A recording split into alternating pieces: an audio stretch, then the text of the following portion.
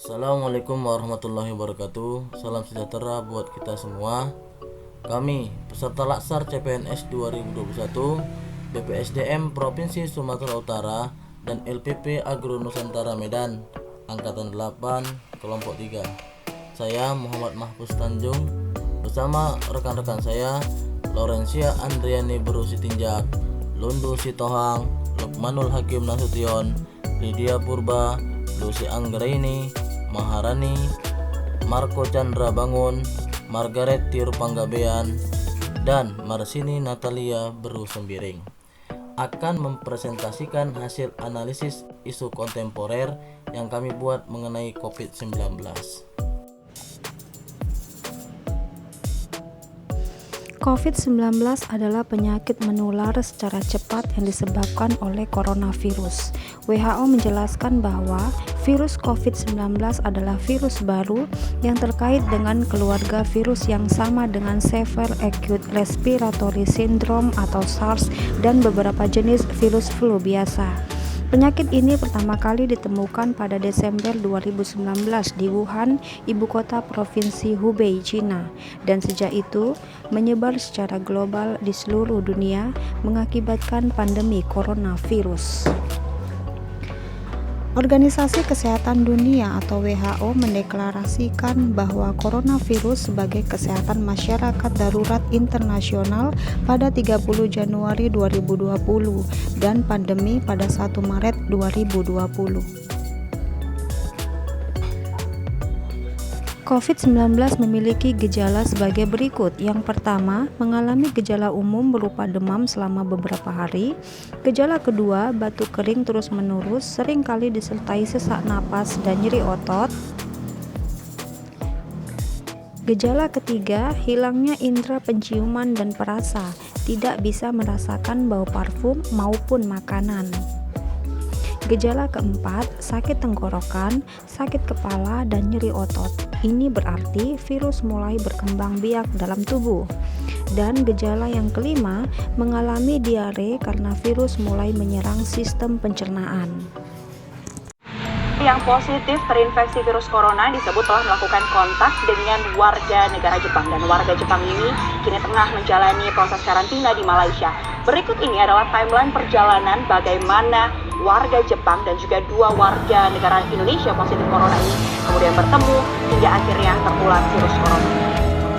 Senin 2 Maret 2020, Presiden Jokowi bersama jajarannya mengumumkan kasus pertama positif COVID-19 di Indonesia. Disebutkan ada 2 orang WNI yang terinfeksi virus corona, yakni seorang ibu 64 tahun dan anak perempuannya berumur 31 tahun di Depok, Jawa Barat. Dilaporkan mereka tertular COVID-19 dari seorang warga negara Jepang yang sempat ke Indonesia pada Februari 2020. Setelah kasus pertama tersebut, hanya butuh waktu 38 hari untuk virus COVID-19 menginfeksi seluruh provinsi di Indonesia, yakni pada tanggal 9 April 2020. Provinsi terakhir yang mengumumkan adanya kasus COVID-19 adalah Gorontalo. Gubernurnya mengumumkan kasus positif COVID-19 pertama di wilayahnya. Penambahan kasus infeksi virus corona kian bertambah pesat di Indonesia. Tercatat, sampai 31 Desember 2020, terkonfirmasi 743.198 kasus COVID-19 di Indonesia. Sampai hari ini, tercatat virus corona telah memakan 84.766 orang meninggal dunia. Dan masih tercatat ada 3.100.000. Apa saja dampak dari COVID-19?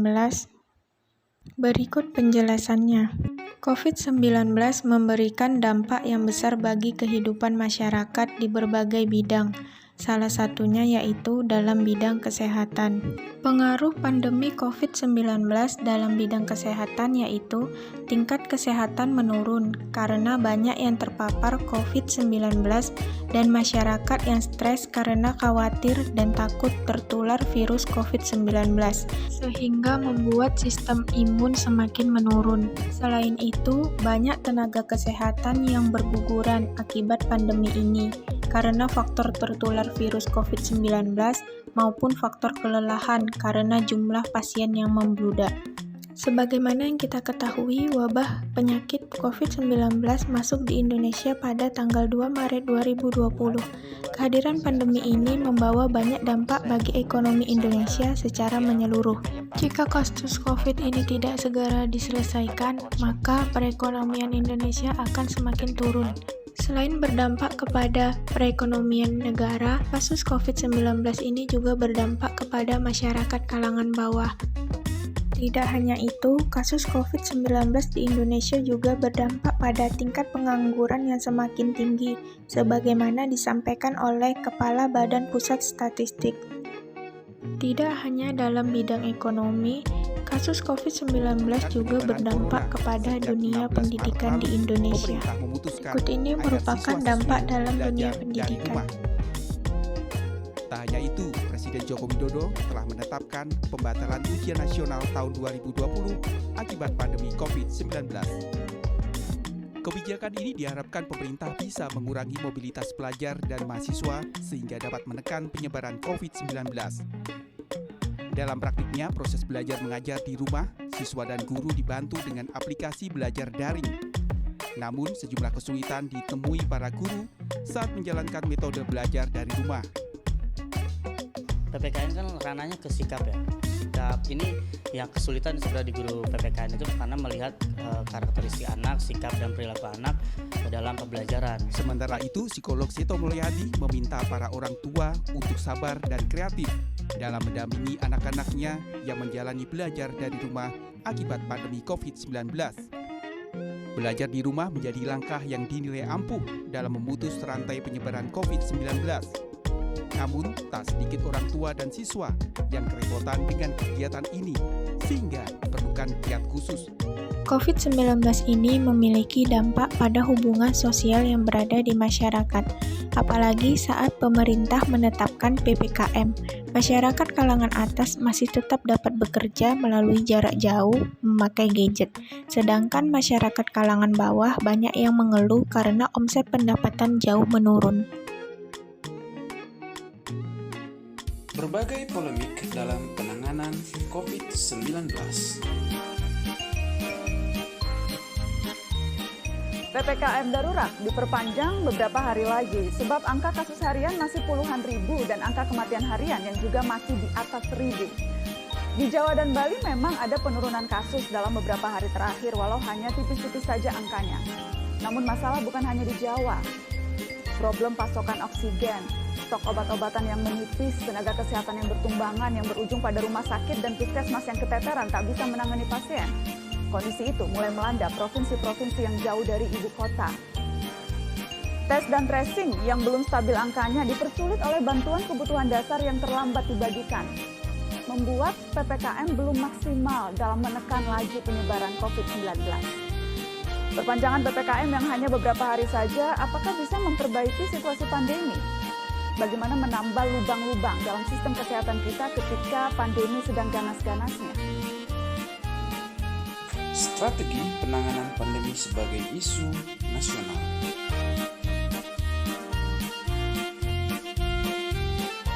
Pandemi belum berakhir. Angka pasien COVID-19 yang masih terus bertambah hanya bisa diatasi dengan 6M dan dimulai dari diri sendiri. Yuk, simak lagi 6M senjata paling ampuh untuk lawan COVID-19. Yang pertama, menggunakan masker dengan benar. Meskipun sudah divaksin, kita tetap harus menggunakan masker secara benar. Pemerintah sekarang menganjurkan untuk menggunakan 2 masker sebagai pelindung. Yang kedua, mencuci tangan dengan sabun. Hanya 20 detik, nggak lama kok. Cuci tangan dengan sabun ya. Boleh menggunakan hand sanitizer apabila sedang tidak memiliki akses untuk mencuci tangan dengan sabun. Yang ketiga, menjaga jarak. Eits, jangan mendekat. Jaga jarak setidaknya 2 meter dengan orang lain. Hal ini akan meminimalisir terjadinya transmisi virus. Pastikan jarak aman ya. Yang keempat, menghindari keramaian.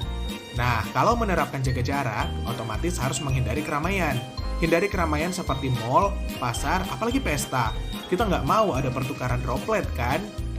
Yang kelima, menghindari makan bersama. Wah, ini nih. Kalau makan, pasti copot masker dong.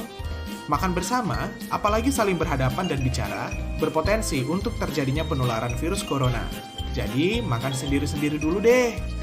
Yang keenam, mengurangi mobilitas. Kalau nggak penting-penting amat dan nggak darurat, mending di rumah aja, selama bisa dilakukan dari rumah. Misalnya WFH atau sekolah online. Dengan di rumah saja, kamu sudah membantu mengurangi transmisi virus. Nah, dengan melakukan 6M ini, kamu sudah membantu para tenaga medis dalam menanggulangi wabah COVID-19. Yuk, Ikuti program vaksinasi, patuhi aturan pemerintah dengan menerapkan PPKM darurat. Strategi kebijakan dari pemerintah dengan menerapkan 3T, yakni testing, tracing, dan treatment. Pemberian obat gratis telemedicine untuk pasien isoman COVID-19. Pemberian bantuan sosial yang tepat sasaran. Nah, dari pemaparan video yang kami buat, dapat disimpulkan bahwa virus corona merupakan penyakit yang mudah menular, juga sangat membahayakan dan bisa mematikan. Hal ini telah dibuktikan dengan banyaknya pasien yang terkonfirmasi positif COVID-19, yaitu berjumlah 3.194.733, yang sembuh 2.549.692, dan yang meninggal dunia berjumlah 84.766 jiwa. Maka dari itu kita harus bersama-sama mencegahnya dengan cara tetap diam di rumah, mematuhi protokol kesehatan, dan menjauhi kerumunan. Selain itu, kita harus meningkatkan imun tubuh, rajin berolahraga, dan rutin berjemur. Demikianlah pemaparan kami kali ini. Semoga bermanfaat. Sekian dan terima kasih. Assalamualaikum warahmatullahi wabarakatuh.